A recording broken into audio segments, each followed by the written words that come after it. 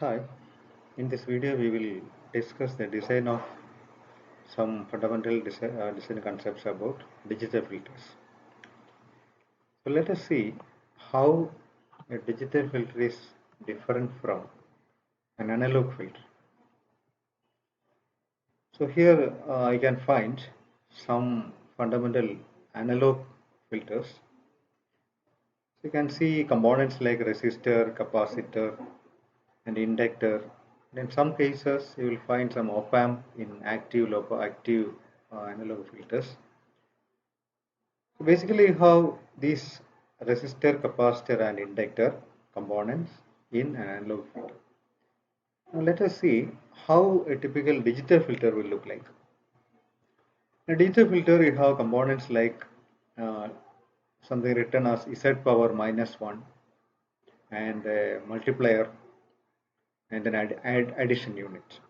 So this Z power -1 is actually a delay element. It's basically a memory unit which can store and you can use it after 1 or 2 clock cycles.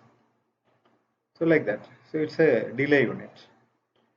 Then the multiplier we can implement using basic circuits. The adder also how to implement. So these are the basic elements you can find in any digital filter, that is a delay unit, multiplier and adder. So the input samples will be delayed, then it will be multiplied by what we call as the filter coefficients. Then these values will be added together to produce the output. Now what are the types of digital filters? We have two basic types of digital filters. We call them FIR, finite impulse response, and IIR, infinite impulse response filters. So in an FIR filter, you will find paths from input to output only. But in an IR filter, you can find forward paths as well as reverse or feedback paths. It's actually the feedback path that characterizes the IIR filters. If you look into the impulse response, the number of elements in the FIR filter will be finite, and the number of elements in the or number of samples in the impulse response of an IER filter, it will be infinite in length. So this infinite doesn't mean any infinite amplitude.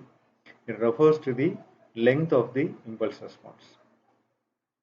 In terms of number of components or cost, it will be the IER filter which will be better, because of the feedback we can have lesser number of components in an IER filter having the same characteristics as the FIR filter, and that itself will reduce the cost also for IER filters.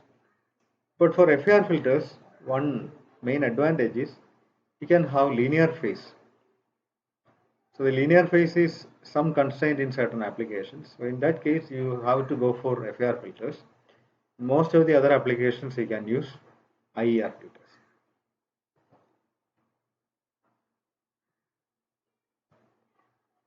Now let us discuss some of the filter design methods. For FIR filter design, we mainly use a window based method. We will discuss them in detail in the coming videos. And you have the frequency sampling design. Then mostly there will be computer based methods. We call them optimal filter design methods. There are many techniques. So some are least squares optimal filter design, then minimax optimal filter design, etc. Now for the IER filter, the design is mainly from the theory of analog filters, because the theory of analog filter is already established. So we will use those methods for designing IER filters. So first we will design a prototype analog filter, and then this filter will be transformed into some digital filter. And for this transformation we will use two basic methods, that is impulse invariance and bilinear transformation. So you will see the more details of these methods in coming videos. Thank you.